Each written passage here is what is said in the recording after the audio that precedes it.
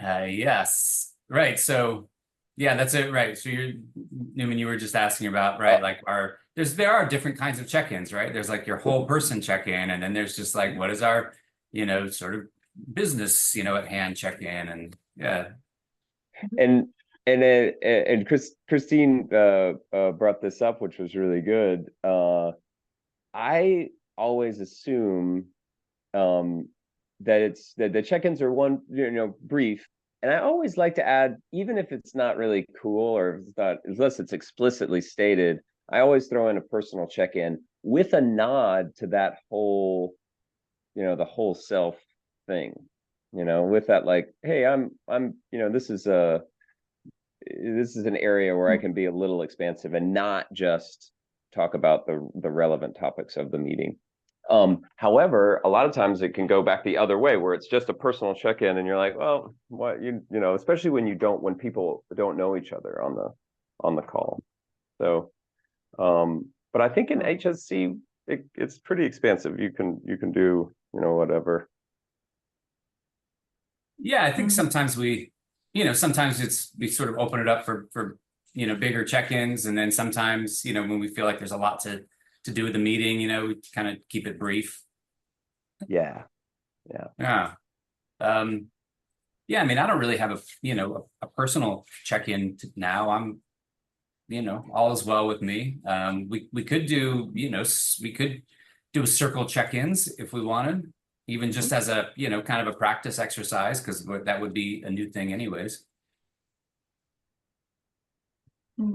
Oh, like I've seen it in other places like that, where you go around person to person, and some people do get quite personal, but they're usually like the people who want to, be like community builders on that sense, like get to know people personally. Yeah.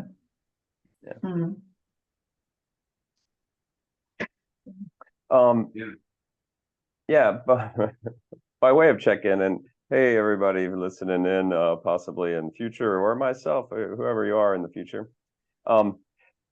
It's August 6th, and I just got finished with last night was the big Green Day, Smashing Pumpkins, Rancid, and Linda Linda's. Linda Linda's, the four powerhouse stadium concert. And that was really, really exciting and fun. Wow. Yeah. And on a personal note, it was just brilliant. And then sort of professionally, I'm jumping back in, and I'm feeling called to sit at the computer and work on sort of Web3, smart contract building and Cardano development, which is great. And I'm helping out my gang over at Gimbal Labs. So that's where I've been spending a lot of time, and we just got funded, so there's a little bit of resource and energy around that space. Yeah. Cool. Yeah, Thank that feels you. good to know. Things like that, nice balance. Yeah, a little balance. Yeah. And and I was being like, because I was like, oh right, but I was working the concert, so I'm an usher at this Major League Baseball ballpark, and so I was working there, which is actually even better than just attending the concert, in my opinion. Wow. But this leads us into the whole person thing, and this is actually why I started thinking about that. And I will bring that up as the conversation goes. So that's my teaser. The reveal will happen once we get around check-ins and get started in earnest. All right. Yeah, beautiful. No, that's good. I know that's very cool. I'm like a fan of those bands, so that sounds exciting that you were able to go there. Wow. Yeah, well, so Biarawanga jumped in and then jumped back out. He's might be having, sort of internet stuff, but hopefully he'll come back in. Oh, here we go. Well, we can wait for him to sort of jump in. You know, he can have a check-in when he's able to do that. I can do a whole person check-in. Why not? Yeah, man, come on. Yeah, why not? Okay, so things you could know about me on a personal level is I like mangoes and macadamia nuts. Yes. That's like my go-to snacks, like, you know, when I'm at my desk. So yeah, both of those things grow like natively in my state. So it's kind of, you know, a bit tropical here. But yeah, I love this. And professionally, at the moment, I'm working on a few projects. So one is a pro-social embodiment circle, which is a group of collective practice with some really amazing, well-seasoned practitioners and theorists. So it's starting to get a bit exciting, actually. And there's a lot of scope there around but embodied cognition and like using different dynamics within groups to explore what emerges, I suppose you could say. And then dabbling a bit with HSC, you know, this little collective that people are building. And and another project called Village Co, which is a nonprofit helping to open capacity for community through simple tools and practices that deepen connection. That's our official new mission statement. Ah, So we just got that done. So yeah, that's some exciting stuff. No, that's cool. Thanks. cool. I Yeah, feel thank you. whole. That's a whole. I know. I see you more whole. Yeah. I mean, especially the mango slices and macadamia nuts. You know, there's something. I mean, I didn't know about the other projects, right? So, you know, so Newman might have learned more, but that there's there's something where that wholeness, you know, gets filled out more in that realm. Um, yeah. Well, I think we can kind of keep going. I think Biarwanga might just keep kind of popping in and out, and when I'll just I'll send him something on WhatsApp and just tell him that he can just like when he's in and like able he can just kind of announce himself. Yeah, I yeah. So I mean, my thoughts are like first of all to kind of like check in on this whole person idea. Christine, I don't know if you had any like kind of thoughts to share or anything, to bring into the group or any, ideas or prompts, because I know that you were interested in this and thinking about it, and you wrote, the email that went out yesterday that everybody really liked. Oh, nice. Yeah, yeah. Which was Yeah, well, so yeah. I feel like the email was a good lead-in for sure. Um, like my personal experience has been in a lot of different spaces where people come and maybe they explore around a certain intentionality, or there's like even things like ecstatic dance groups or personal development type workshops. Um, I was like the manager of a yoga and herbalism certification school, so there was a lot of like people coming there to transform and have transformative experiences. And so even though they were getting certified as advanced yoga practitioners or herbalists, usually you always see that really deep personal learning journey as well, along with that type of certification. Mm. So, which is the whole idea, people feel like they actually get what they came for if they do go through that journey. And so I guess HSC is a different type of space. Like we're not actually establishing something like that intention necessarily. But I guess I'm wondering what is like a happy medium for HSC. Like for people who actually do love to grow and change and evolve, like on all these different human levels. Because it's nice to have working relationships, definitely.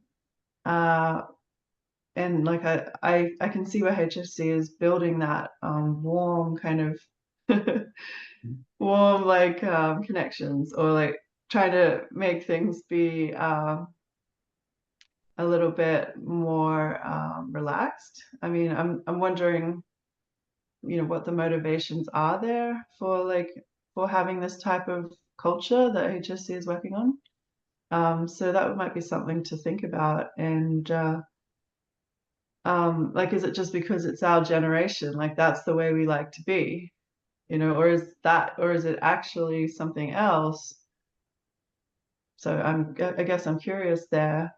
And yeah, like there's a lot of potential if HSC wanted to build into its member experience different types of engagement with each other, because people are just so naturally curious about each other, and how to do that in healthy ways or in facilitated ways if needed, and what that means, like how do you cross that over then with professional type connections as well, like what is that?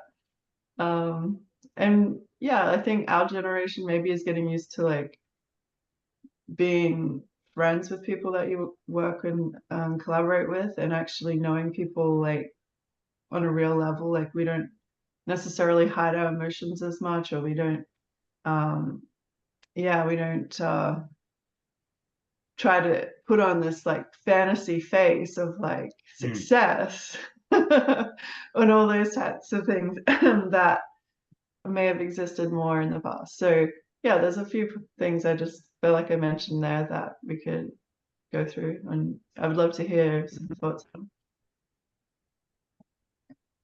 Yeah. I'm making notes. I was taking notes. Nice. Yeah, thank you. I appreciate that. I have some stuff to say. Newman, It's I mean, every time I come down, it's very relevant. It's it's sometimes difficult to define what HSC is and does, but it's good, it's a very strange and good thing. And I think that happens because of the wholeness part of the thing.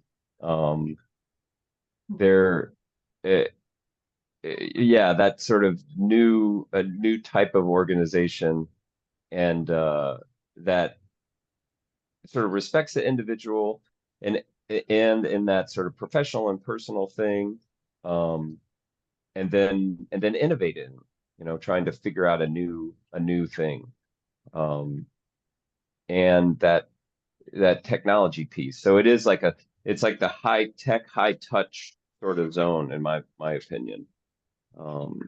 If that makes sense, meaning that it is about it is a place where a transformational journey and, a Web3 tokenomics, value exchange and, technology can happen at the same place.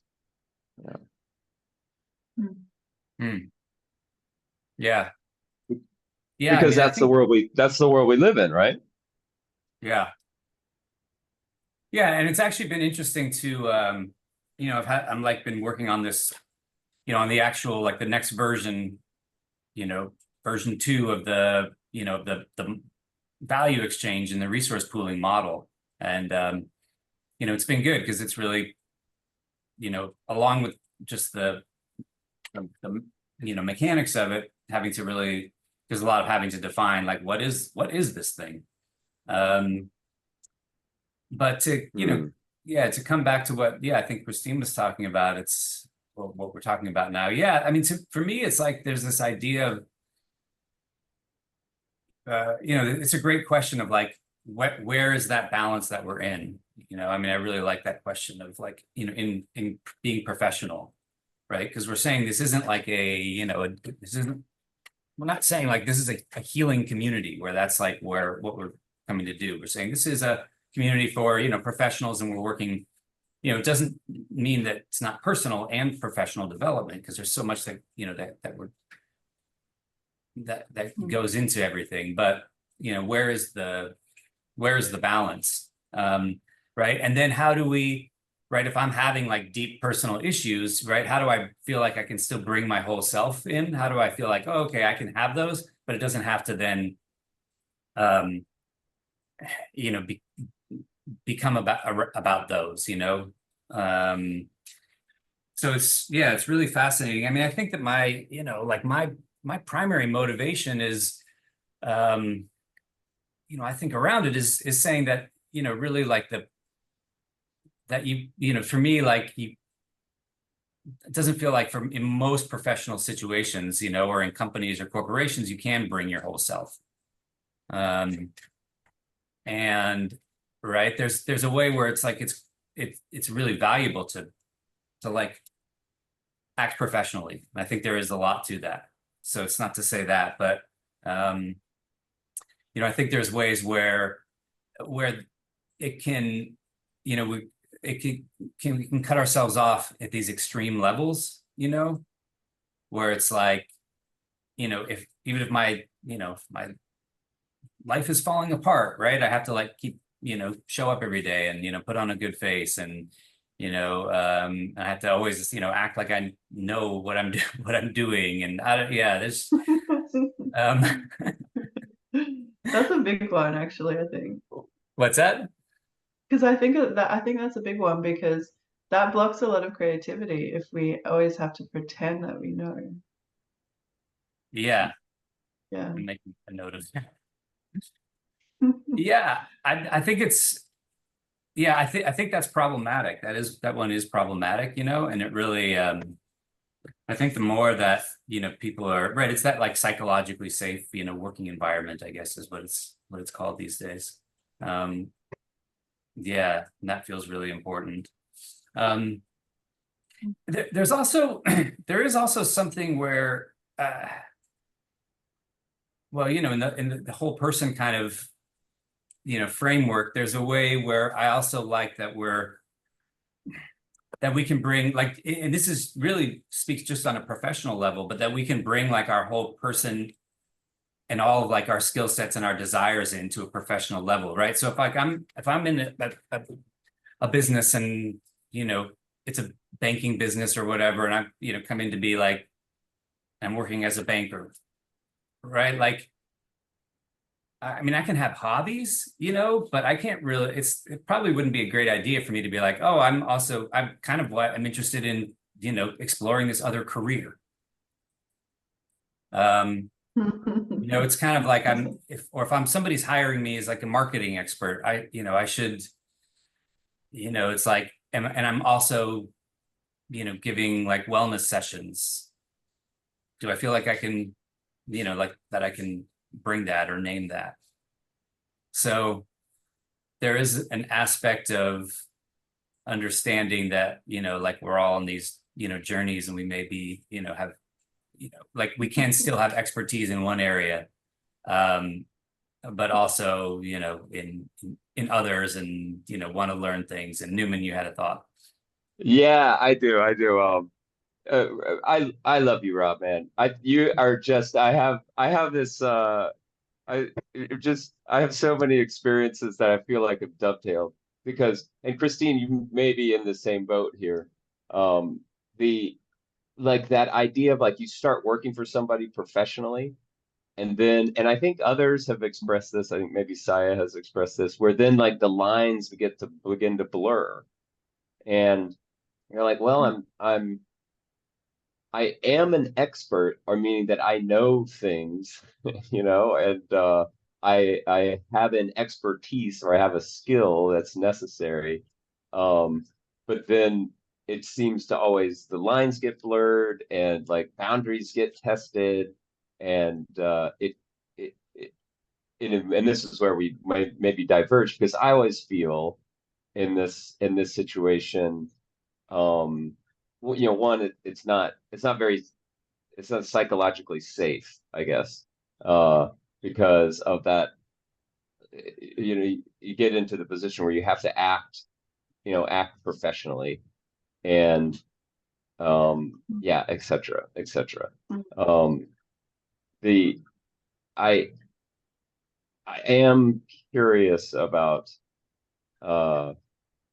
about those topics, because we do have expertise, but we definitely need to like be creative and innovative, right? So an expert kind of, they give you the same their expert problems, sort of like they know, and it becomes rigid, you know.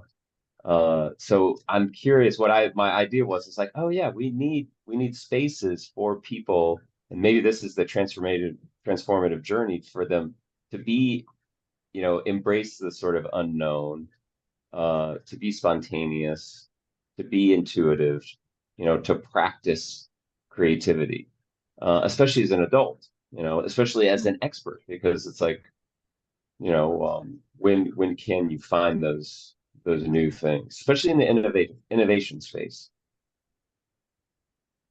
Hmm. Yeah. Mhm. But I guess all that is to say is, I think that you do that, Rob.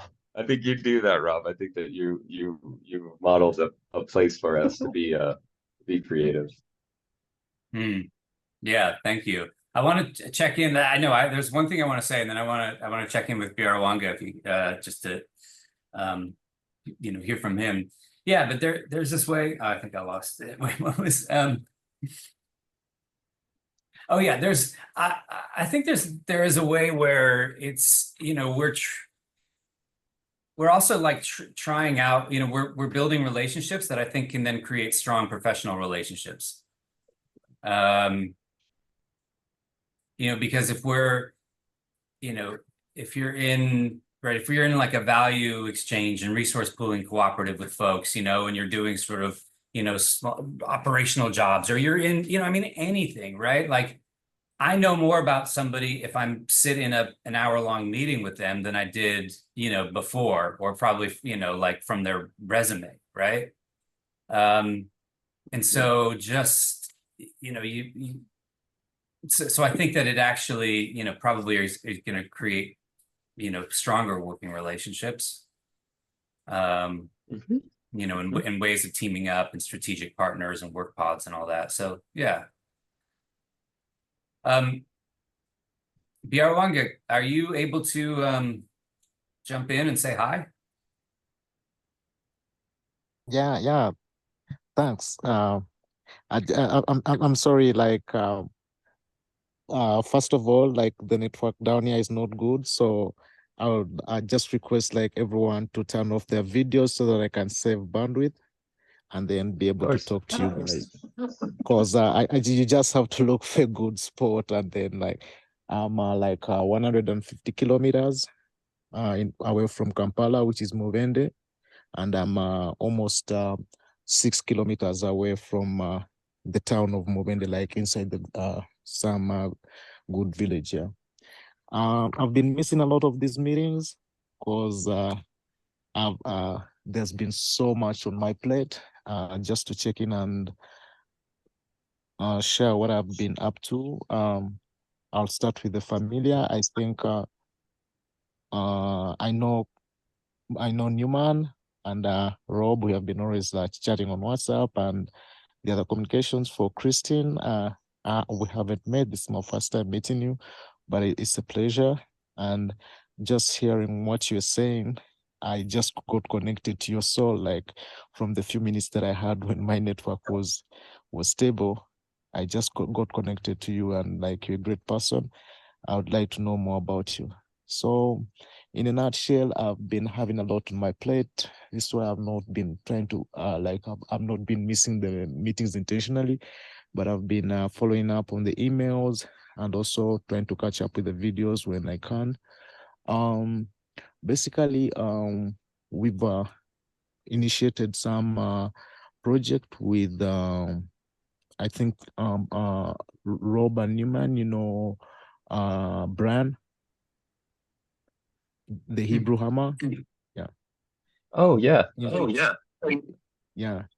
So like from the first time you guys made an introduction between us, I actually got there is somebody in our network here in Uganda who was who was working on something with Brian.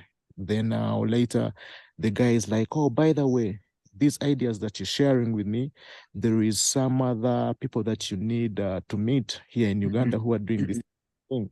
So small world. I'm meeting Brian again. So and then we just got connected, and there is something that we are working on, which is in Ginger.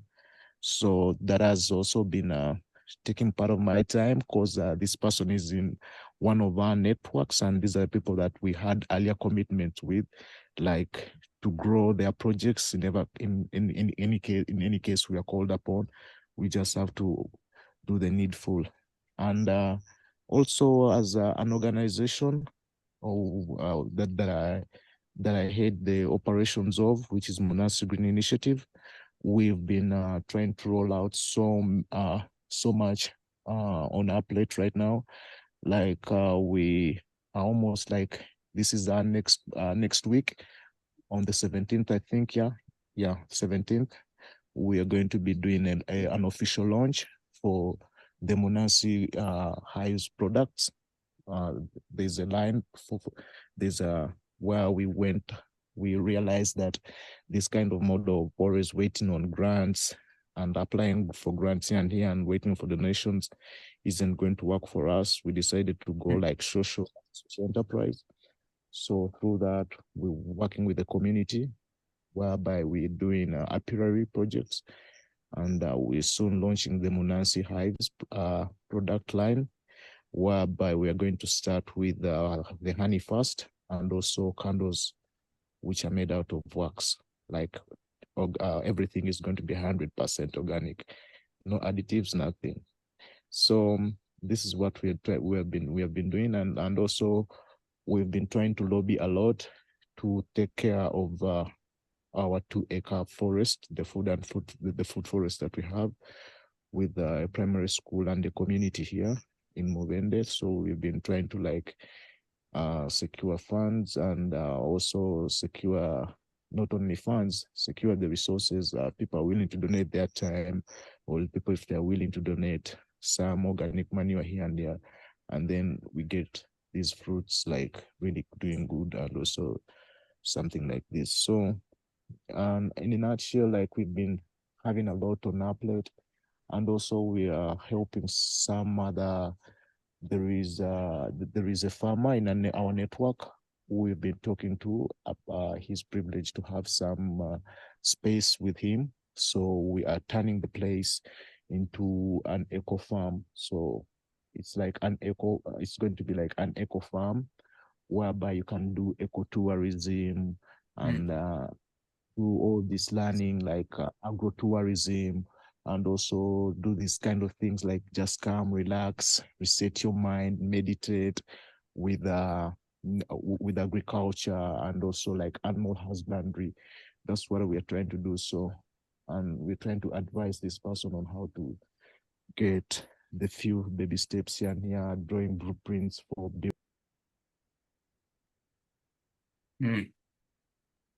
Thank you.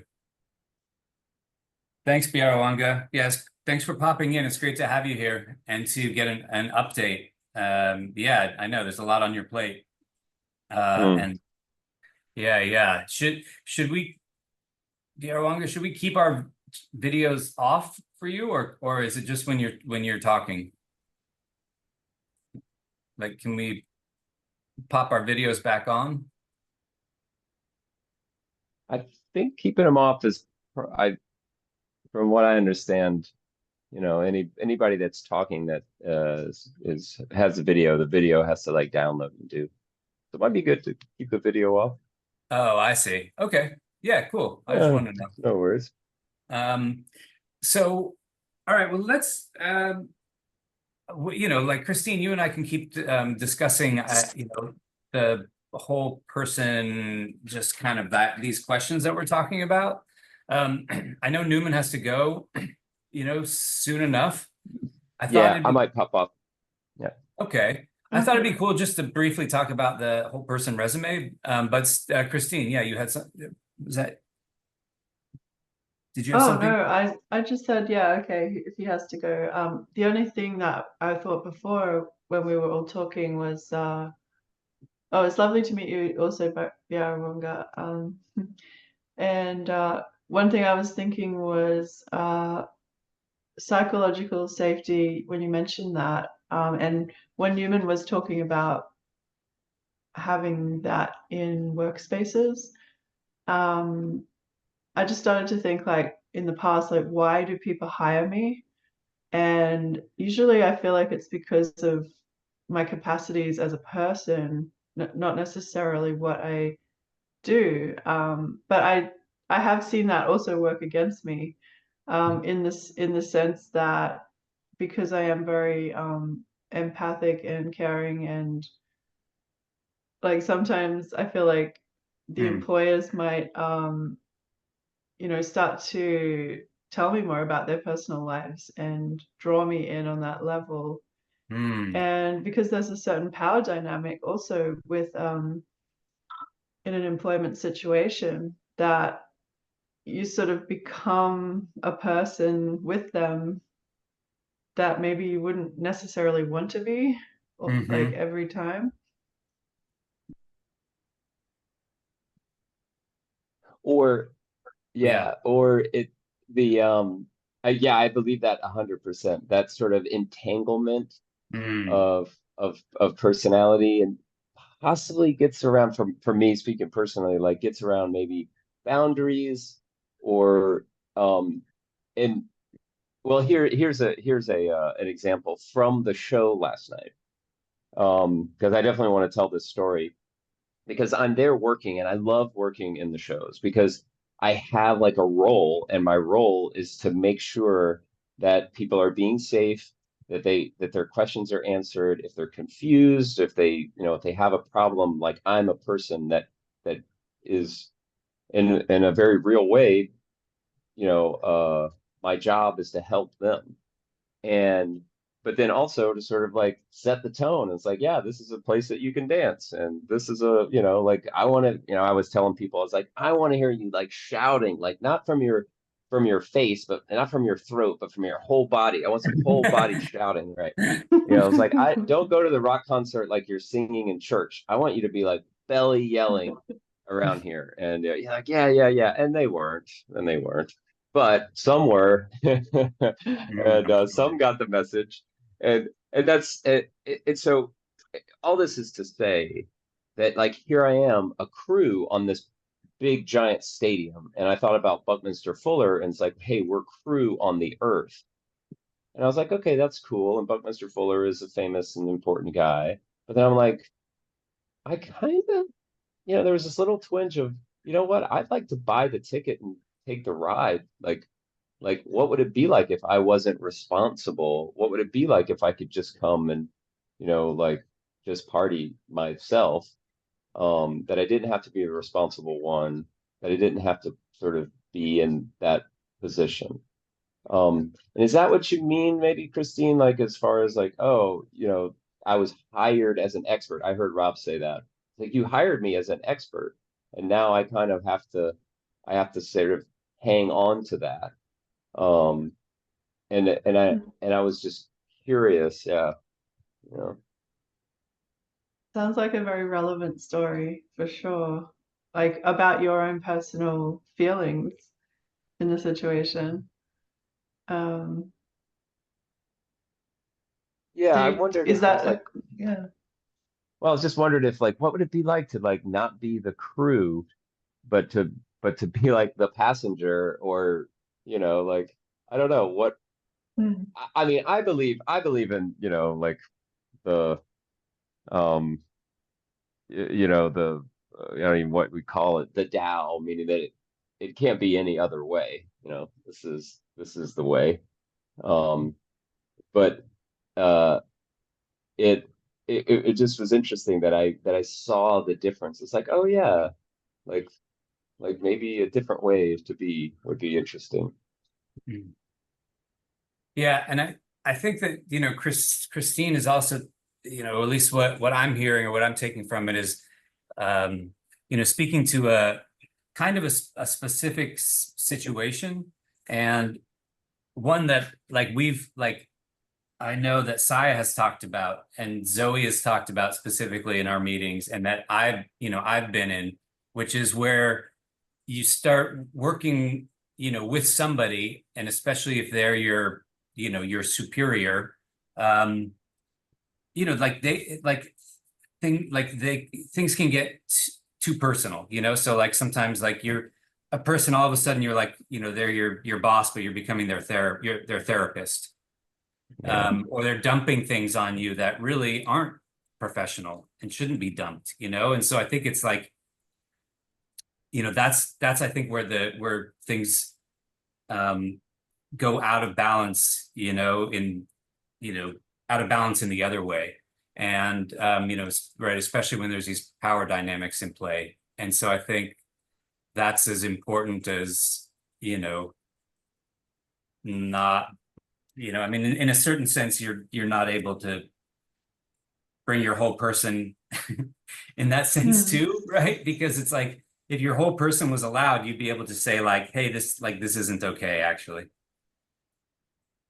Well, At least- yeah, and to just, or to bring that that idea of attention, like, wow, I'm really feeling this, and like, and there's a bit of vulnerability there, and just like, I don't know what it is, and I'm not an expert here, but it doesn't feel good, and that's not a fully formed objection, or like this is a boundary or something, but just say, hey, I don't feel good about this, and to be able to like honestly and creatively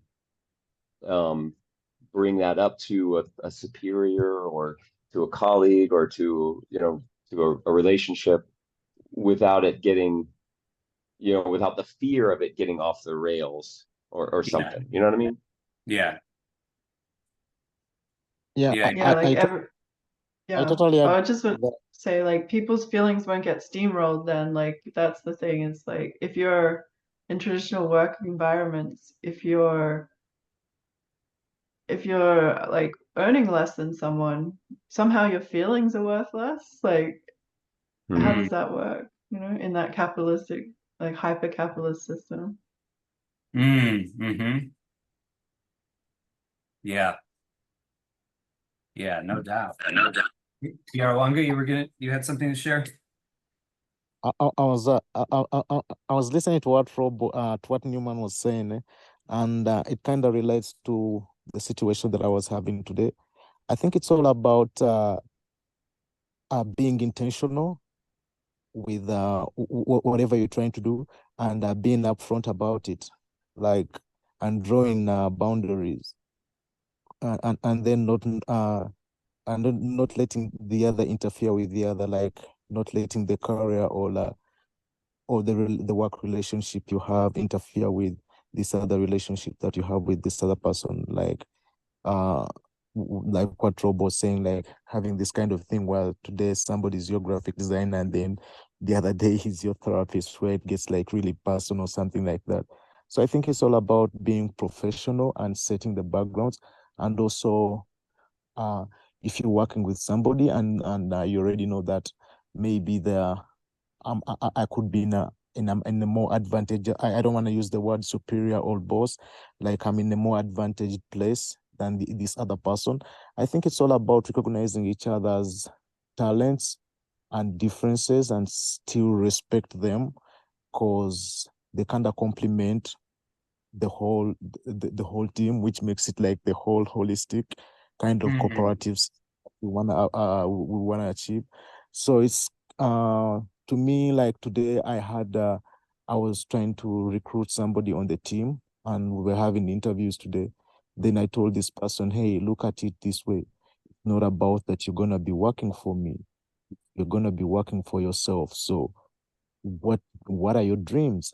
So if you dream big, you can still achieve it here, because I want to give you that space or that kind of room. And I'm like, actually, like, I just want to ask you, how many hours do you want to contribute to per week to this whole operation, so that you can give yourself space to breathe and then do these other interests of yours that you have, and these other adventures of yours, and then still come back the next day refreshed. Or probably if I piss you off today, you take a day off tomorrow because you have your hours that are already assigned to you. And then it's not like, hey, I gotta hold you up so that you have to be there like it's a 9 to 5 kind of thing. I'm like, give yourself room and space to grow. If you want to be here, be here. Like, just dedicate this amount of hours, and then the other time you can be here whether you want, or something like that. It's all just realizing each other's differences and just realize that they complement us, and then just set boundaries and be professional. I think so. Like, yeah. Mm. Yeah, that's beautiful. I'm gonna take off. Thank you for that, Baronga. And I feel it feels like there's a new, like, because this gets down to that sort of innovative, business collaborative relationships. The relationships that are maybe what we could call standard, or sort of what we expect. Even just that terminology that you mentioned about like a superior, versus a more advantaged, or like there's the words can really. So I'm going to sign off. Thank you guys. It was so wonderful. Christine, it's great to be in conversation with you. It's always good to get the connection. Yeah. Thank you, Newman. And before we go, one thing to say, you are going to need to do your whole person resume soon. Okay, So, I'm doing it. I've got, now I'm psyched. Now I'm psyched. You guys have pumped me up. I do believe in it. I do think that it is one of those things about like self-awareness, and I think it's a really valuable thing. And so thank you for the opportunity and the encouragement. you're welcome. All right. Bye, y'all. Thanks. Ciao. Yes. Wow. It was nice to meet you, Robert. Bye, Newman. Wow. We're getting, just Newman is going. Oh. Yeah. We still have, at least another half hour if we want, or, it's scheduled for another hour. So we can continue forward. Sure. Christine, did you have something to share?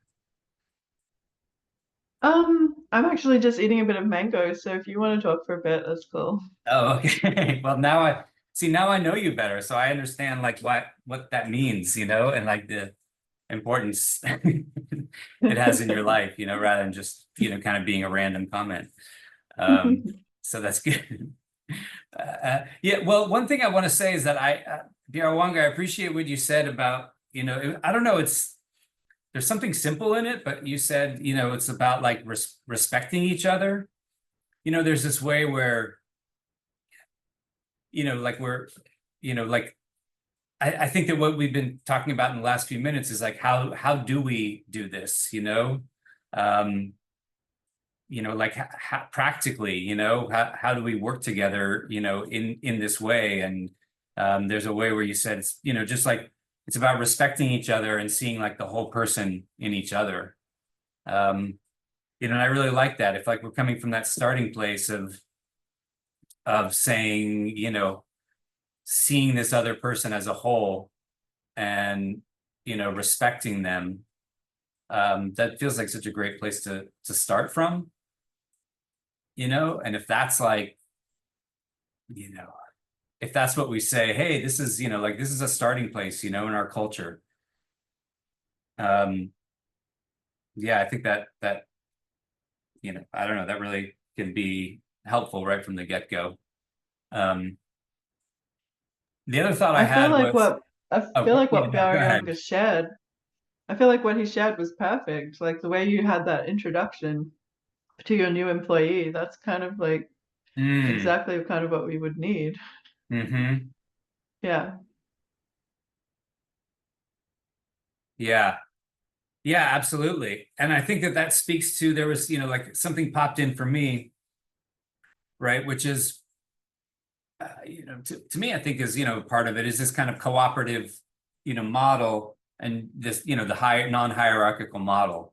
Because there is a way where if you're in a hierarchical model, there, right, it's going to create extra power dynamics just by its structure. There's just no way around it. And so it doesn't mean that, you know, in like a horizontal or flat organizational structure, there's not still power dynamics, but there is something where it's the structure itself doesn't inherently bring that in. And I had a, you know, like working with Haifa, you know, in the DAO and that structure was really, it was really fun for me in this particular way, because like I never felt like I had a boss, like I didn't have a boss, you know? And so there was really nobody there that could actually like tell me what to do. And it's very liberating for me, because I don't know, there's a way where I don't like people telling me what to do. And you know, sometimes that needs to happen, but that's, you know, that's my work. But still, it's you know, so I think that there's a way there that you know, in that structure itself, I guess, you know, some of these things we're talking about is like what can we put into the structure, you know, that helps you know, everybody bring their whole person, feel psychologically safe, you know, on all levels, and not feel like they, you know, like it's like the balance it's going out of balance, you know, too far in one direction. Like Rob, the way you put it, it's like you're just making like, I would say like, is it a pre-equal or a pre-sequel to what Newman left off with? Like, it's all about the self-awareness. Like, if somebody is self-aware and they're not trying to listen to this other external noise or the outside noise, and so this other noise that is telling you what to do, the rebel spirit in you will always come out and then be like, I'm not gonna do that, even if sometimes it's the right thing. You kind of don't like it, like to be told what to do, because you're kind of self-aware, like in a sense. So like it even puts it together like, I'm so much privileged, like to be like I'm sharing an experience with you when you talk about Haifa. I'm also working with Fliptown. You're already acquainted with Mohanji, with Fliptown. So I've been like learning experiences from them because they are working as a DAO. And sometimes I find like one of their biggest challenges, or I would say, one of the problem they don't have is this kind of problem whereby somebody's being told what to do, or something like that. Everyone does what they're supposed to do or what they can at a given time. And one of the things that I've learned from them is that it's not about being who is boss or who is not boss, but the biggest challenge they have is that you find it's the challenge they have is that there is a challenge of motivation. All that's the only challenge they have. But the challenge of togetherness, the challenge of being there, yeah, that's not a challenge. Those are things that they do on a daily basis. But the only challenge they have is that people are not like sometimes people need that kind of let's get back to our senses, or it's not a free ride. So that is the only thing that people have to be reminded of, and the rest, people are already like doing what they're supposed to do at Fliptown. And this was the experience that I got from there. And when I came back to recruit the person on our team, I was like, I should use this kind of setting that Fliptown has, because they're working as a DAO and nobody's boss, and everyone contributes equally, and everyone can share a project, and everyone can share comments, and everyone can look into certain reports or reports that are being done. They can actually contribute to the reports being done, and everybody can have somebody accounted for, or they can call somebody to accountability. We are supposed to do this and this. Why wasn't it done? So it kind of shows me like, if somebody's gonna be employed at your place, and they're there for the dollars or they're there for the shillings, it's not the right kind of setting that is going to really motivate them. Because at the end of the day, how much shillings or how much dollars do you have to motivate that person? So people have to be like self-motivated. So I found like the best way to have people motivated is not actually even monetary wise, is actually recognizing what they do, or actually giving them the space to make these would-be mistakes and actually learn from them. And when they make the mistakes, they are not supposed to be scolded. We sit as a team and like take the repercussions as a team, not just let it be somebody's responsibility. Because at the end of the day, it's not holistic systems, or Munansi is not an individual. It's so much bigger than that. So like if a responsibility or a judgment or something like that is thrown onto somebody's shoulders alone, they're not gonna lift it.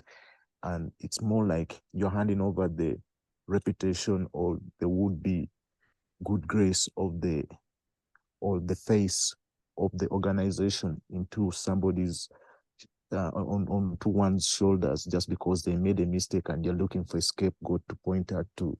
So that's a lot that I learned from Flip Down, and it gave me a kind of sense whereby people should have, or anyone that works with you should have that kind of creativity of or freedom of creativity. We do make mistakes sometimes, and sometimes mistakes end up being beautiful art. Somebody told me that all art is just a bunch of mistakes. So to you, it might look as a mistake, but to somebody's other eyes, it could be like the best art he has seen. So the way we do things is not necessarily going to be the same, or we're not or the same, or at the same speed or something like this, but it all boils down to, do we have the respect for each other? Why do I need to respect this person because I am getting this kind of services, or they're offering this kind of services that I, as an individual, I could not get to myself, because why? I lack the expertise. So if they have the expertise, so that means I need to respect them. I know where they're coming from. Probably they could have like 30 years of experience or 50 years of experience doing that particular thing that they're talking about. So you better listen to them, and this is somebody that you want to learn from.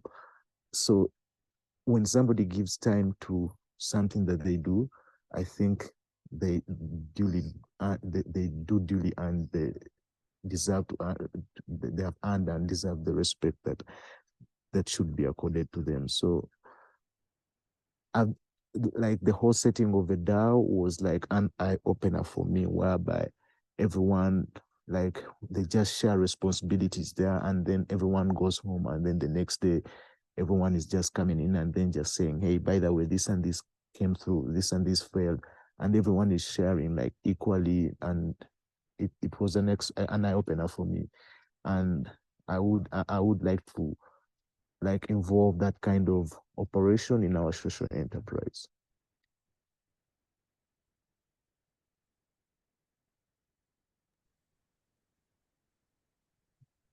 Yeah, thank you.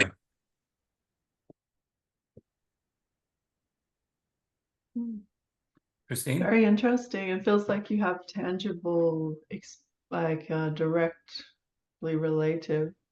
directly relevant types of experience there, especially around the structural aspect that Rob mentioned. Like, how does a DAO situation invite different dynamics, interpersonal dynamics, which I think is great.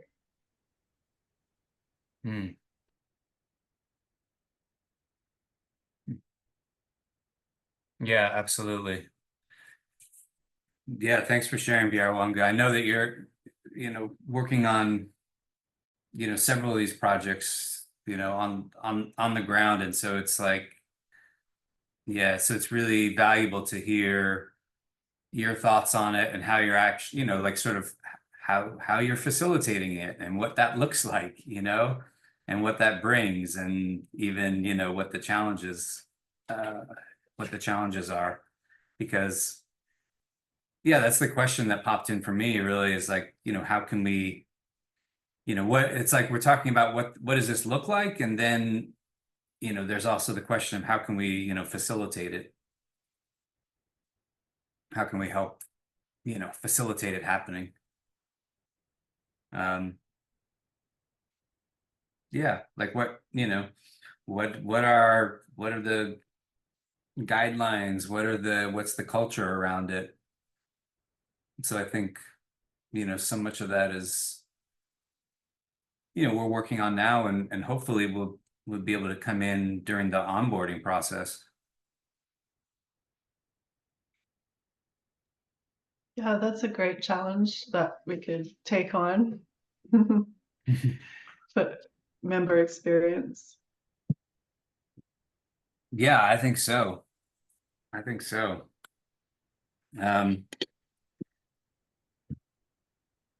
Yeah, any thoughts on that question? I know we sort of have brought in, you know, a bunch of them, but before we kind of shift gears a little bit, I just wanted to make sure if anyone had anything else to sort of speak to that question of, you know, how to facilitate this.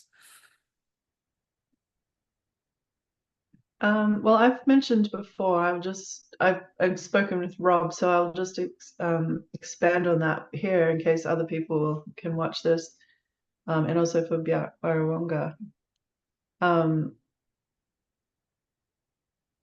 Like in some ways, I would love to design an interactive onboarding experience where people get to know themselves more through taking that journey. So there's questions that ask people like all sorts of information, but hopefully in a way where it would be a useful like inquiry process for the person who's just filling it out as well. And also then it gives us more information about each person, about what they're wanting to share. And it could be all sorts of things. It could be about where they're at on their personal journey. So even things like the pain points that myself or Newman or even Rob mentioned, because they are relevant to work. And those pain points are things that will just keep informing what we could do as a group, but also everyone else's professional journey as they keep going and interacting with other clients and other spaces. So it's almost like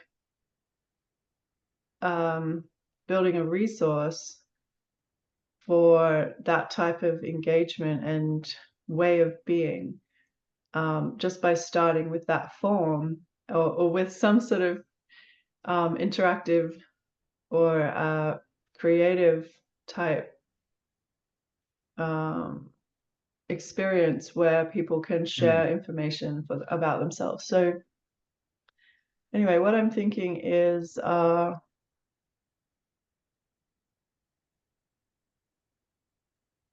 yeah, that needs to be fleshed out more with other people, I suppose. But I could see that as being a helpful tool, like in many settings. And it's almost a matter of group sense making, which is something we've talked about before as well, which is that I come in, I have all of these things going on. I've had these problems. I've had this amazing journey. I've had all sorts of experiences as a human. And then if you allow people to express that, and then you put that information together collectively, maybe we don't know even the extent of what that could reveal yet. As long as we actually do it, then we will know. Is maybe a point that I just wanted to feel into as well. Yeah, that's very cool. I know we talked about it, but it's really, you know, it's always good to, you know, things like this, you know, to have them elucidated, you know, you know, kind of over and over again. And yeah, and I took, you know, good notes on that. Oh, cool, thanks. Oh, absolutely. Yeah. Thank you, Christine. Yeah, but we have it just feels like a very valuable, like that process in and of itself. Also while you were talking, I looked at my little like, types of value spreadsheet Mhm. because there's something in there, right? That's like, even though we're talking about it as this in an onboarding process, it's like that feels like incredibly valuable. And it's one of those, sort of more intangible ones, right? Like I have it listed like personal and professional development, learning by working with others. Mhm. But like you said, like that kind of thing, I think could be so valuable for the person, engaging in the exercise and then also for the group. Yeah, like one piece I'll just mention is that I'm following a few threads of research about collaborative intelligence and collective intelligence.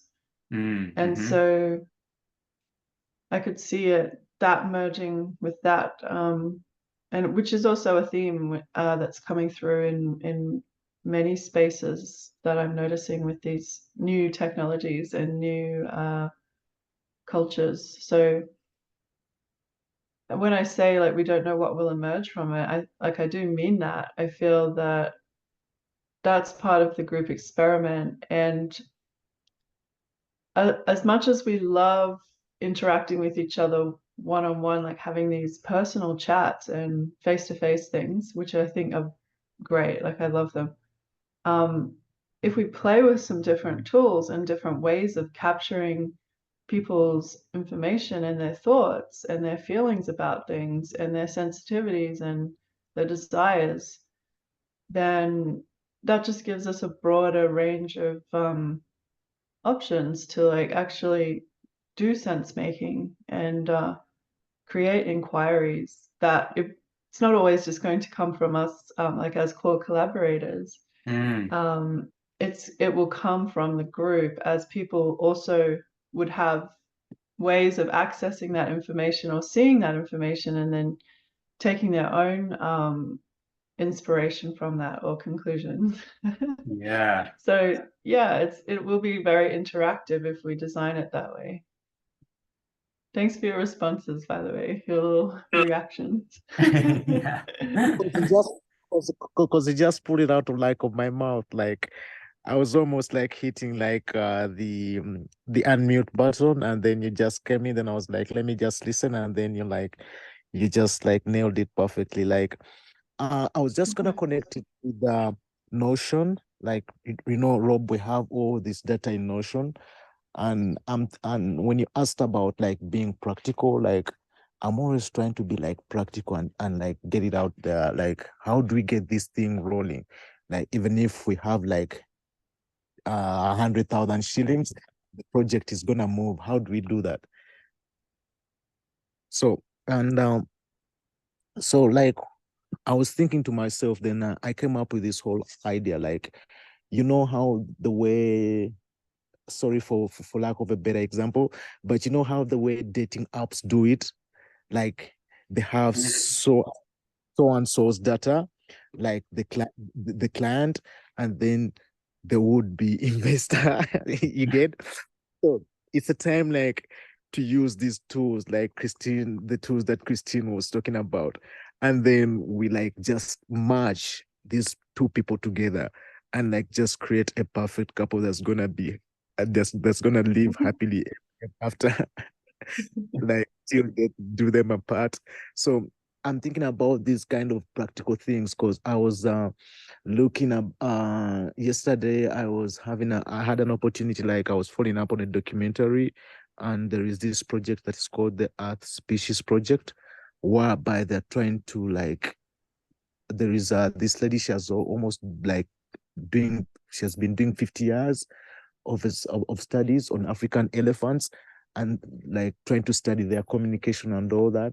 And then they teamed up with somebody like recently with their technology of AI, and then they're trying to see how they can like be able to identify each particular elephant call.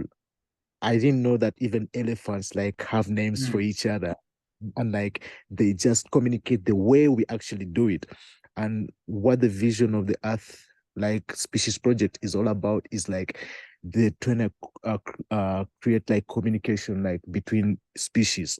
Like they're saying like within the next 10-20 years, like you're gonna be able to chat with your cat, or if a cat, if you're gonna Yeah. identify with the particular was. So like it's so interesting. Like if these guys are thinking like to like create the communication between like between the humans and other species, like why can't we do it like for our species? Like why can't we use this whole technology these dating apps are doing, and then we make the perfect matches?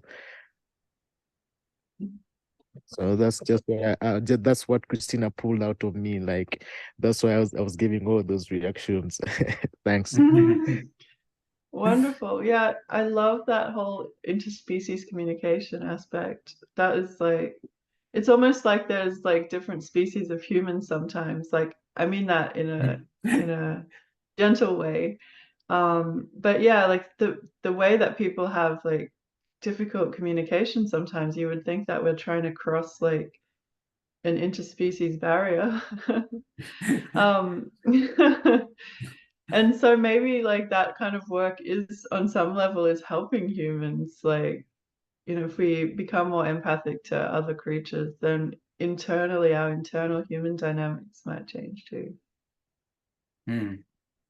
Something Because in the process, like, because in the process of doing so, like, first of all, you unlearn a lot. Like unlearning, like it's a very important aspect towards life. Like especially for these dangerous stereotypes and these other things that we normally have that are that are actually the barriers that are creating this whole kind of would be like cloud that you're talking about, whereby speaking like referring to your example whereby you say like dealing with other humans, sometimes it feels like more you're trying to do some interspecies communication. So it just all stems from that. Like these are the things that need to be touched like right from base. Hmm.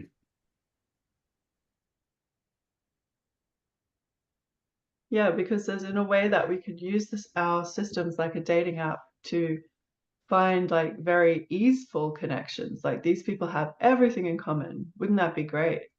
Um, and there's probably a place for that. But then there's also ways that people could match that aren't necessarily on paper the ideal match, but something else happens. And it depends if people are willing to go there or willing to explore that or not. So that's like, that just brought up another idea I had earlier in our chat about what kind of work are we doing? So we might think of ourselves as marketers or office managers or, you know, whatever it is that we do, project manager or social media person.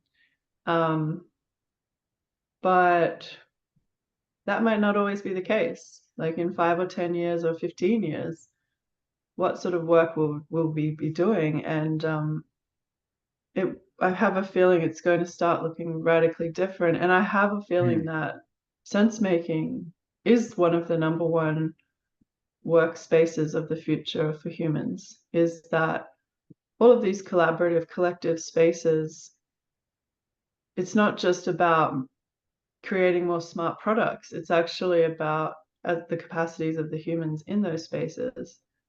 And I feel that we could take a long range approach with HSC, like in terms of a holistic systems type program of development. It would be like we're looking towards that future and starting here with whatever dynamics and tools that we have. But we're aware that things are going to be shifting and changing, and perhaps we can be most of service to the collective by doing things like sense making and other new types of experiences together.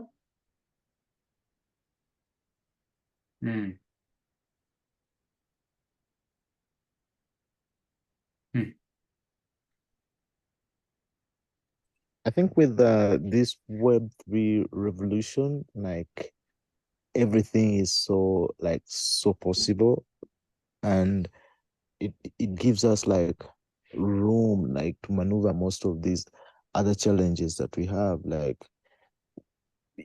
you mentioned something about the mismatches that would be there, like sometimes like when a date like when an when a dating app gives a mismatch, of course those are always going to be there.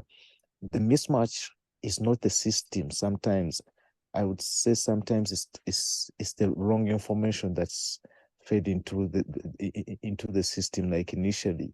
Like if the people that are trying to come through holistic systems and all that are really honest with themselves and all these kind of skills they have and all these kind of things, I don't think there would be a mismatch.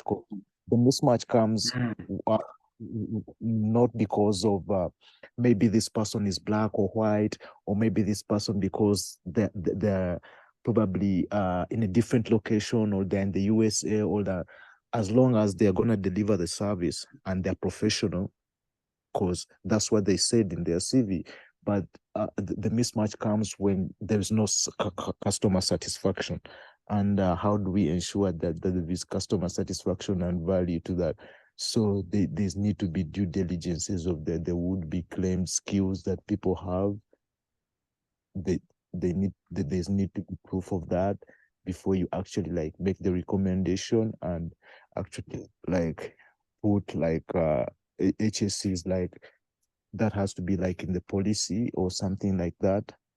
The way of the mode of operation, like it has to be there, like some sort of form verification in terms of it doesn't need to be like in terms of documentation, but like in terms of like execution, like bringing it back to what Christine was saying, like in the future, like what kind of future are we gonna have in the next 10, 15 years, like 20 years?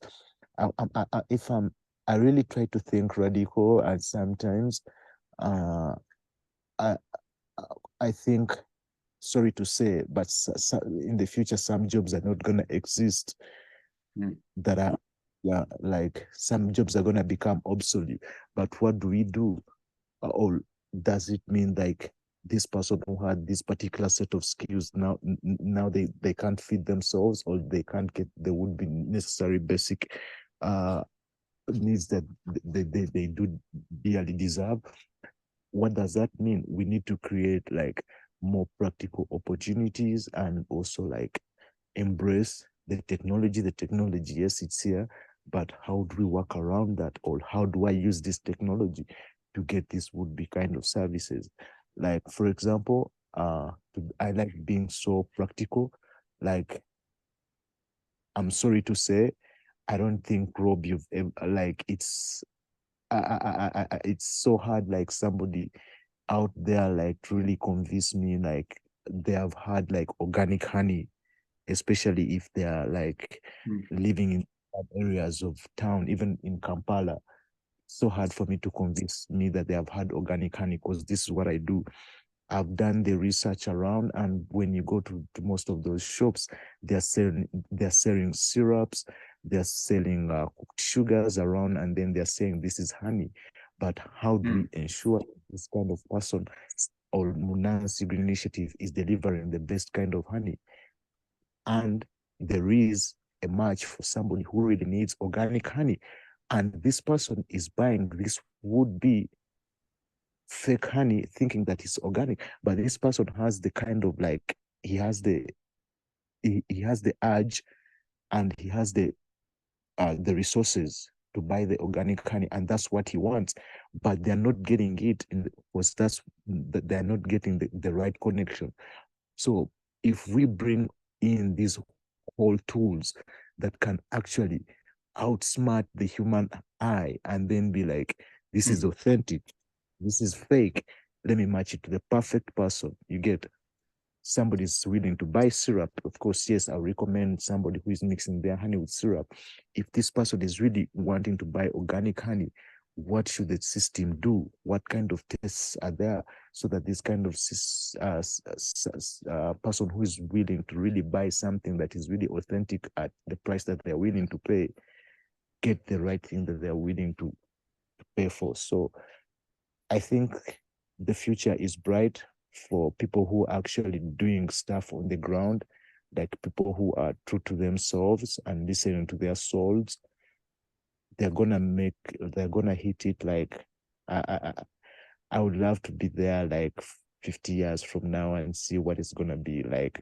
Because we're just living at, Yeah. like we're just at the precipice of those beginnings of the baby stages of that future. Like, oh wow, like it's gonna be amazing 50, 100 years from now. Like I wish I wish I could be there. Like it's gonna be a different time. It's gonna be a different time. Like, but it starts with us like right now. Like we are the people like setting the tone. Like actually if we set the tone the right way, it could be even the timeline could actually become even shorter. Like probably make it half of the time, probably from 50 to 25 or 30 years. That's my kind of like thinking about the future and like how I view the future and how we should use these systems like to help us out. Because I think like if you combine AI with a testing tool, wow, to identify fake honey and authentic honey, you'd be making a kid. Because I'm thinking this way because this is what I'm doing. Because now let's turn this into like in a holistic kind of system kind of thing. Wow, we have a tool that tests out all those kind of crazy ideas that are being thrown out there, or these kind of ideas that are being claimed. Like somebody who's saying that I do this. How do we verify that? Because if somebody is doing like tangible work on the ground, I think the future is amazing. Thanks a lot. It's a pleasure to be here.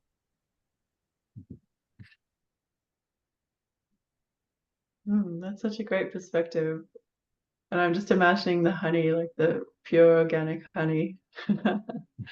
And just like that authenticity it's such a good analogy. The fake honey versus the real honey. Yeah. Yeah, no doubt. No doubt. I know in trying to create like what's, why, there's also like why it's needed that people need to be selling fake honey, and so, right? Like, so how to, that to me, that's like the systems, change aspect of it, which is like, yeah, there's a reason people are selling fake honey. And maybe it's, not because they're a bad person or something.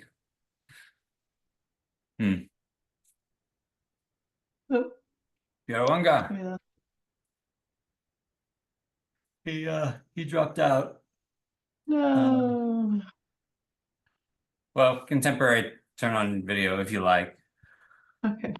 It's turned into a, kind of not, oh, there's the sun. It's changed. Yeah.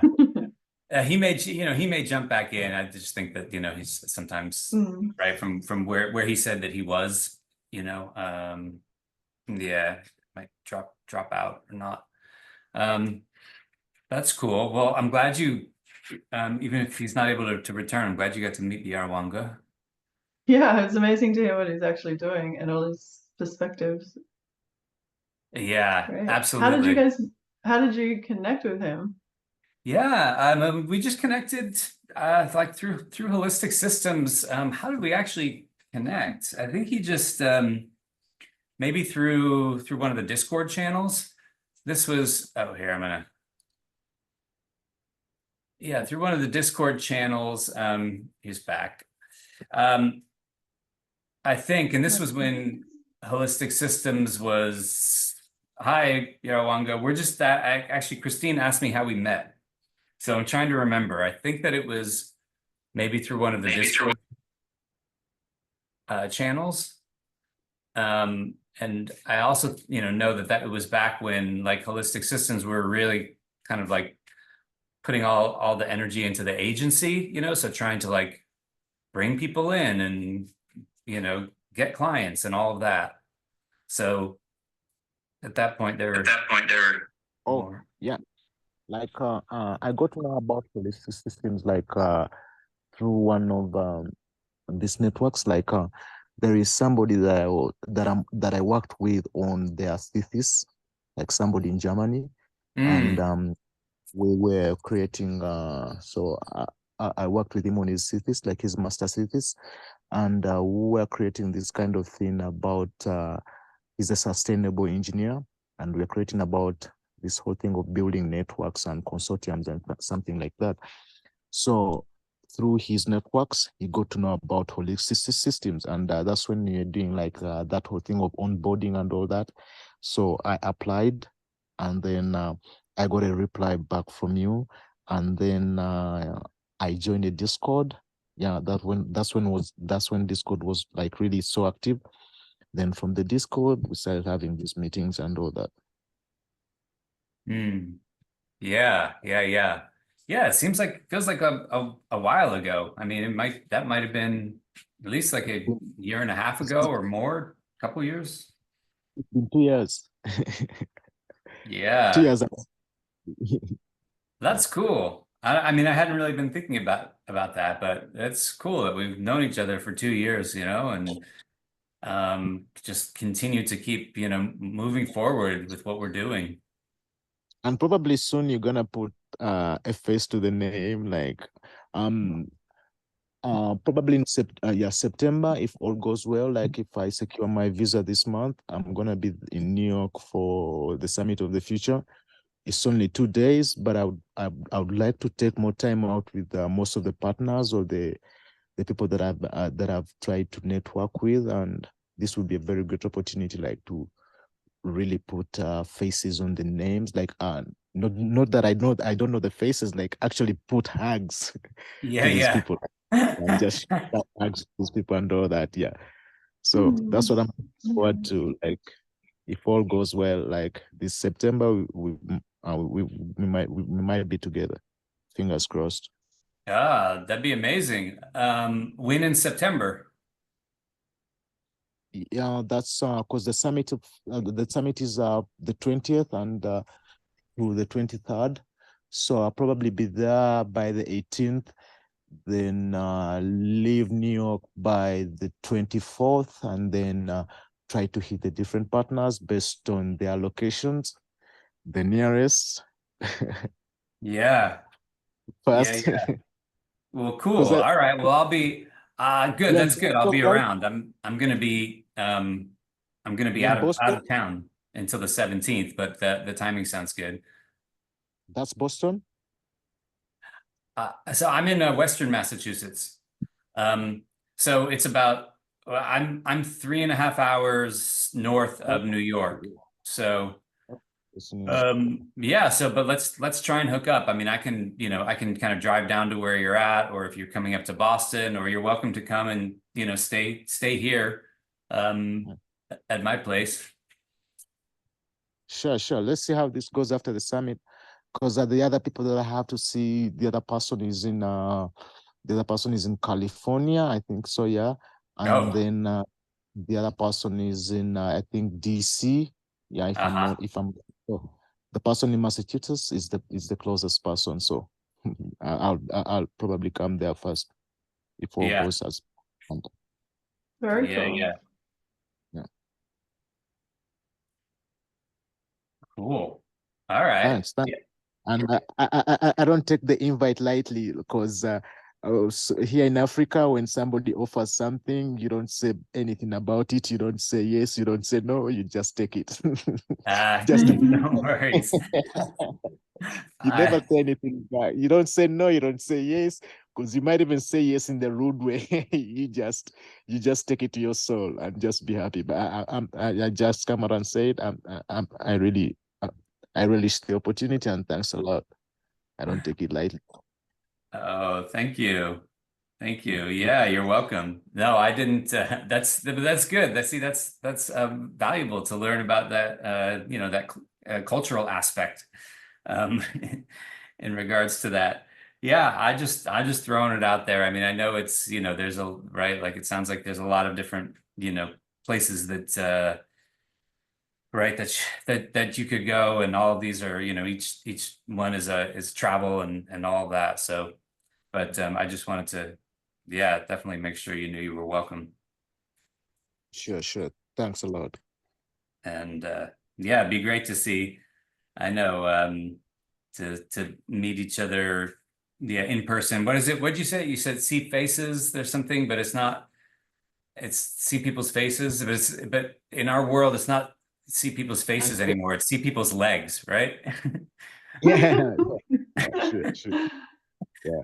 It's I Yes. know. That's always the first thing I do when I meet people that I've been working with virtually. I'm like, look at that. You have like a lower body.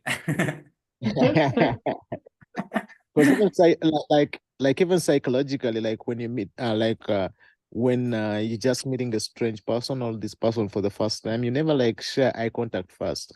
Like the first thing you look at is like you look at the feet, like, and that's why like us black people we like nailing it and always like have good shoes on because that's where the first impression is, especially with strangers. Ah, It's a I science. see.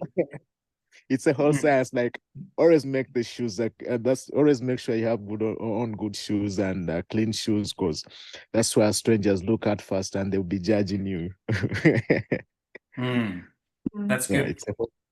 it's a whole science. Oh, go ahead. Yeah, no, that's good information, for I travel to Africa. I know I should buy new shoes because right now, right now people might not think well of me. Yeah. Um, yeah, thank you both. It's been a great discussion. I think there's been a lot that's to me there's been a lot that's come through, and also just kind of clarifying what we're talking about here when we're talking about this whole person aspect and in like practicality and in how it how it could play out within the community and within an organization. Um, I, it's so checking the time. So there's, like 20 minutes to go if we're going to go until, the top of the hour. I wanted to see if anybody had any more thoughts, that they would like to bring in about this. If not, I'd love to, check in about the whole person resume. And go talk about that a little bit. What do y'all think? I might go in about 10 minutes. So what could we talk about with the whole person resume in terms of, I mean, I've had some thoughts about adapting it. So depends like if you're open to that sort of thought or yeah, just curious what you want to talk about. Yeah. Yeah, that all sounds good. Yeah, I mean, I really was sort of thinking about it, from a fairly practical standpoint.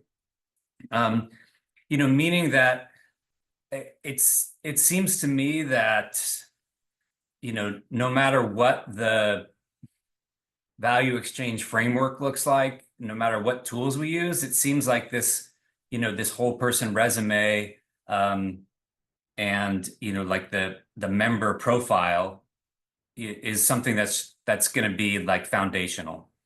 So with that, it feels like something that can be one kind of tangible, practical aspect of starting to get like the members, people becoming members, say as far as like what are the member requirements. So it seems like even while maybe the tools are being built, it seems like something that we as a group can start working on and have people creating and filling out and finishing, because it feels like kind of the foundational piece. So yeah, that's really the framework in which I've been, was thinking about it. Would you need to have the value exchange template worked out first, maybe, and then we would have questions in the whole person resume that related to that?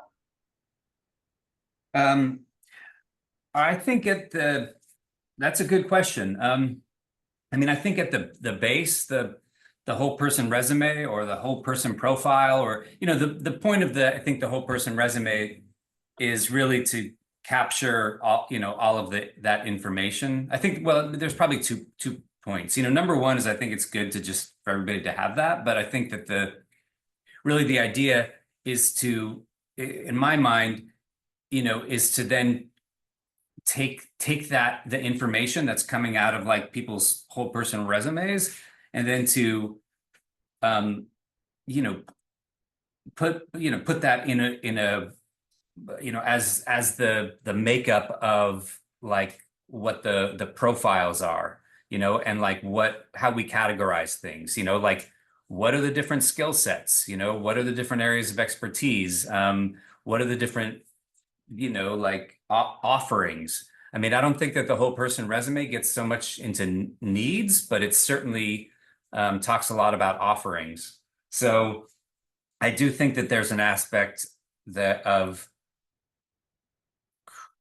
having people create those, and then probably from this initial batch, of the first people, the first members, that's initial batch of those whole person resumes, I think can then help us create and tailor what those member profiles are about, and then the different like filters and categories and types where that we would have that people could be searching for.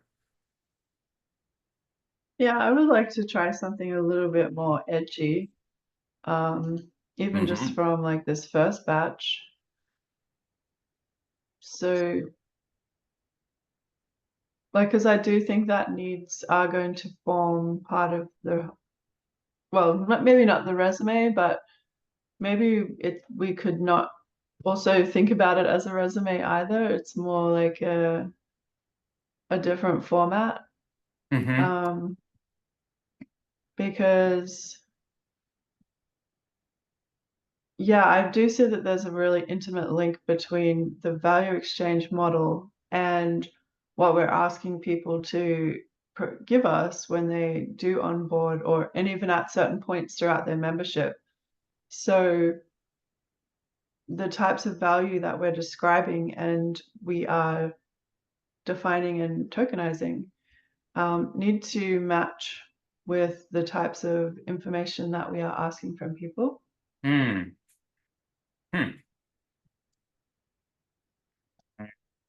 just making this note. Match what we're asking of people. Yeah, I made a note of that because that's very interesting. You said the types of value that we're defining and tokenizing need to match what we're asking of people. That's very interesting, isn't it? That's a very interesting statement. Okay. Yeah. To me, that just makes sense, like from everything I've heard you talking about. Yeah. And what we've been discussing. Yeah, I think that sounds very cool. I think that I've been, concentrating, so much on sort of like the value and the exchange mechanisms and tokenizing that, right? Like the whole person resume has been, really kind of, for me, just in more sitting in the framework that I talked about. Sort of sitting in that like matching up offerings. But I think that the way you're thinking about it is very interesting. And to me, it's that question of like, and I don't exactly know the answer to all of this, but it is the question of like, whatever we call it, whether it's a whole person resume or profile or like, what's on it? Hmm. Yeah, I think I would have some takeaways after today's discussion, and perhaps I can bring that to Saya in a member experience meeting. And then we would relate with you, Rob, and the value exchange development people, whoever's contributing there. And because I think that I think we're capable of some subtlety and complexity here, which we've all touched on, and we're kind of like visioning. But I think that it's not far off in the future. I feel like those experimental steps can start like now. Mm-hmm. And with like alongside the value exchange model, because that's the core of how we're going to facilitate all of these exchanges and relationships. So yeah, I'm just seeing that it's going to take a bit of tinkering, but I'm not feeling overwhelmed by that. I sort of feel excited by it, and I feel interested to develop something along the lines of a whole person profile. And Mm-hmm. that would maybe include like maybe 40% just hard details around what you can do and what you want to do. But then the other 60% is probably going to touch on other parts of the value exchange Mm. system, and then plus some other things that maybe are not yet defined. Yeah, I really like that. Yeah, thank you. Okay. Yeah, I think that's fascinating. I think it's great because, to me, like, I think it's touching on, what I'm seeing in this, sort of the value exchange model development, which is that, like what I'm setting up is really just, mechanisms to be able to pool and exchange all of these different types of value, right? That we can collectively bring to the table.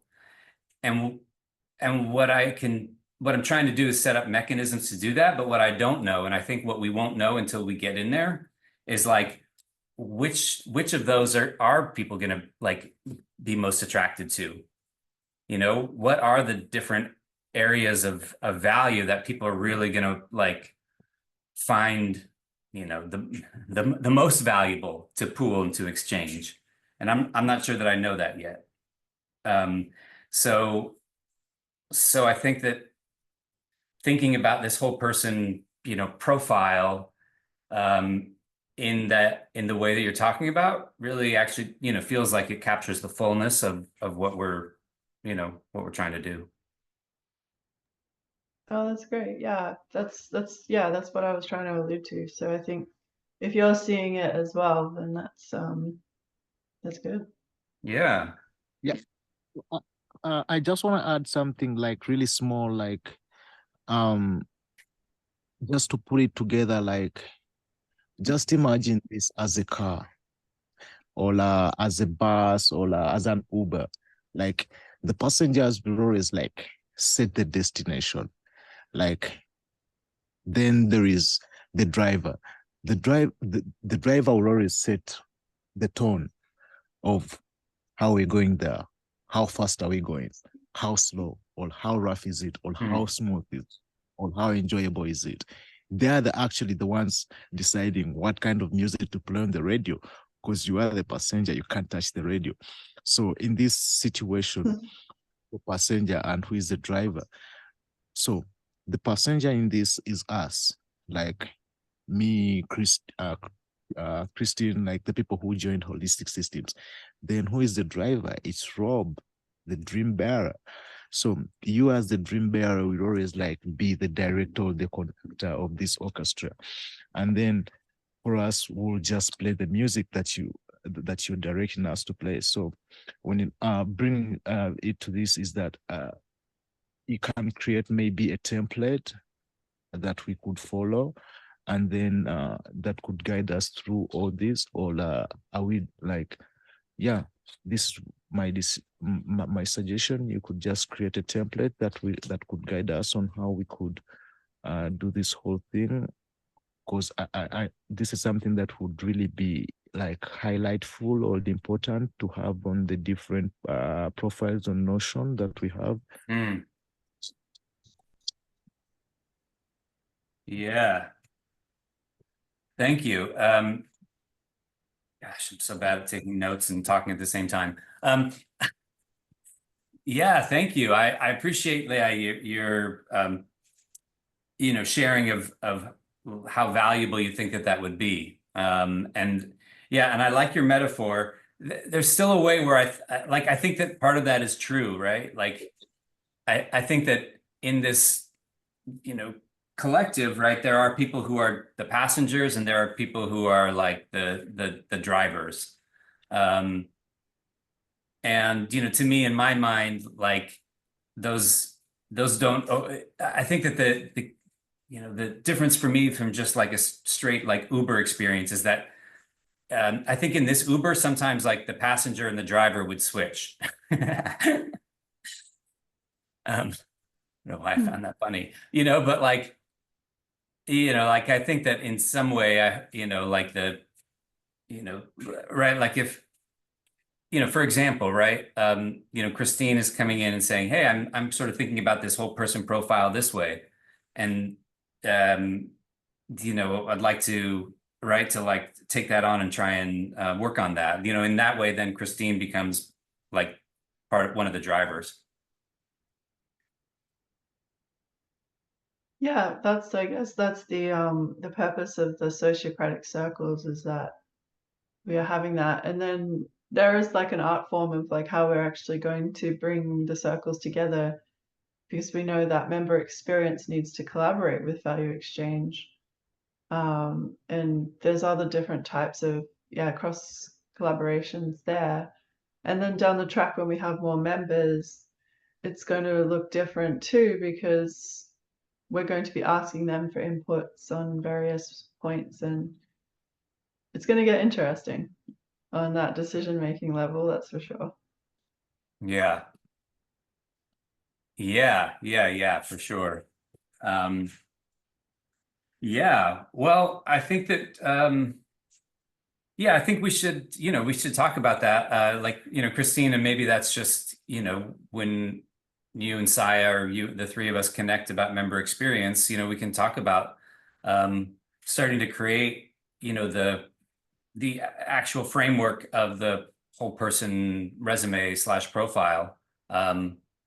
Because I think one of the things that I was getting at is that it seems to me that this is something that doesn't have to necessarily wait on like the value exchange, like the member portal and like the tools to be ready. Like it does seem like something that could work in tandem with what's happening now, where some things might need to wait. Yeah, that's right. Yeah, in tandem is perfect. Yeah. I'll have to get going, guys, but I have actually really enjoyed this session, this meeting, so yay. Yay. Thank you. Good. I'm glad. Yeah. Yeah, it was a good one. Like I can't believe it. Like it's right now it's 5 minutes to 1 here, 1 a.m. And I only have like maybe 2 hours of sleep because I have to be up at 5. Because Oh gosh. yeah, when you sleep on the farm, that's the life of the farm. Like farm, you have to be awake at 5 a.m. I thought waking up at 10 to 5 was bad enough. No. Like farm life is more like a commitment towards life. Like it's more, it's different from religion or something like that. Like these are just like, I don't know how I can say it. Like no matter what time I sleep, as long as I have a rest for 2 hours, I find myself awake at 5. When I'm at the farm, yeah, like I just find myself awake at that time, because like there's so much to do, and like I have this inner thing in me, like I have a mental alarm, like when I set a goal, like if I say if I'm working today, I'll be up at 6 or 5. Even if I set like the alarm on my phone or the alarm on my alarm clock, somehow I even beat the alarm at like 5 minutes or 20 minutes. So it was like so refreshing to her, and like with all the pressure that I'm going through, like with all that, I needed this whole person kind of session. Like it was so amazing. Like when I read the email, I was like, this is something that I need to be like involved in today, no matter what uses that I have been having, like time and all that. This is something that I really needed with all that's going on. The other thing I didn't also share, which is really big for us, is that we're expanding our offices. So that's also taking a toll on us and everyone as a team. So those are also big challenge. It's a challenge to us. So I hope as crossed. I hope we get through it unscathed. Yeah. Well, thank you. Thanks. Yeah, Okay. sending I hope I blessings. see you at another meeting, Younger. Thanks a lot, Christine, for your time. Rob, I'm always appreciative. Bye, This kind of Christine. Bye. Yeah, I'm sorry, go ahead. And I'm always so appreciative of you, like for setting up this kind of platform where, like, which is more like a professional healing place, a professional sharing place, a professional learning place, and experience place. Like it's so much, like it's so holistic, like the way the name is, like it's everything. Like, yeah. Yeah, thank you. Yeah, I like that. A professional learning place, professional sharing place, professional healing place. Yeah, it's just feels like exactly what we were sort of talked about today. How can we all learn and share and heal together in this professional, realm and in a professional way? Professional healing. I like that. Usually like those two words don't go together. Oh, Beautiful. Well, thank you for thanks so much for coming. It's great to have you here and for, jumping in and sticking with us until, 1 or 2 in the morning, as you said. yeah, like let me just have these few hours of sleep. Like I know, like at we'll keep sharing more. I'll be awake at 6. Yeah, I know I'll be awake at 6, and we keep on sharing with text on WhatsApp, and we catch up more. Yeah, absolutely. Absolutely. Yeah, let's just be in touch. And it's great to hear from you and get your voice in here and hear what you're doing. And yeah, keep doing your thing. And then maybe we'll try and see you in September. Thanks a lot. I'm gonna be updating you on the progress of me getting towards to you in September. So I know, fingers crossed, like 80%. I'm sure I'm gonna be there. Fantastic. But All right, I'm really cool. Oh, I'm really prepared. Like it's all up to the authorities, like to grant me like the visa, because I've received all the necessary approvals from the UN. So I'm just waiting. I'm just waiting for the authorities of the US government like to grant me visa, like which I'm 80% sure, because I'm already an alumni with a US exchange program. So that gives me an upper hand. Like these are some of the few benefits they told us that would come with being an alumni at some of these US exchange programs. So like sometimes they always support the alumni to go through the necessary programs that they're doing to create more impact. Yeah, that'd be great. That would be So great. fingers crossed. Let's see how everything goes. Till Okay. next Tuesday. Thanks a lot. Yeah, you're welcome. Fingers crossed. Sending blessings. Yeah, fingers crossed. Like blessings, and then let's stay on WhatsApp and then keep updating each other. Thanks a Yeah, absolutely. lot. Thank you. Bye, everyone. Thanks for watching or listening.